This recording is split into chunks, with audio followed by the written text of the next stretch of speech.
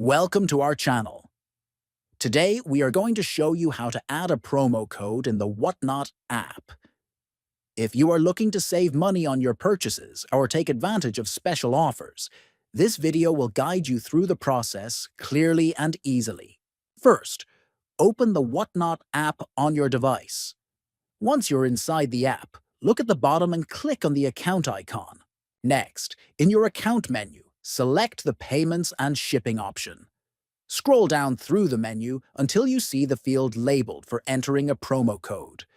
Then, type in your promo code exactly as it appears, making sure there are no extra spaces or errors. After entering the code, click on the Apply button.